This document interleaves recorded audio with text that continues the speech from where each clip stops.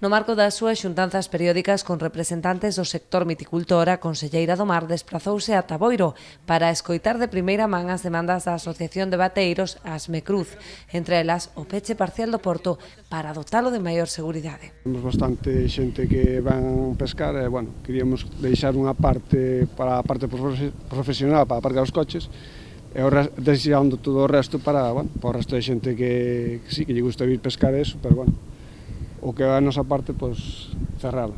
Rosa Quintana destacou o labor da entidade que aglutina máis un cento de socios na busca constante dunha xestión eficiente dos recursos e da máxima excelencia dos produtos. Durante a visita na que tamén participou a presidenta de Portos de Galicia, supervisaron o avance das obras de construción dos pantaláns bateiros no Porto Crucense. Esta obra dos pantaláns de Cabo de Cruz, pois, o expresidente Manolo pelexou moito por ela, estaba previsto facela, o único que cada vez é máis dificultoso facer obras no mar por toda a tramitación medioambiental que levan e ás veces non podemos ir á velocidade que nos gustaría nin ao sector nin á administración.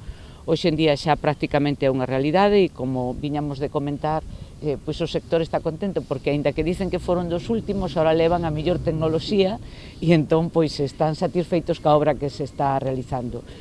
Vai a dar cobertura para preto de 90 barcos de bateas. Eu espero que se cubran todas as plazas, aínda quedan, me parece que unhas 10 por si algún xoven se apunta a seguir pois, apostando por este sector, e eu creo que na liña na que temos que ir. Estas obras supuxeron un investimento próximo aos 5 millóns de euros. Estarán rematadas ao longo deste verán.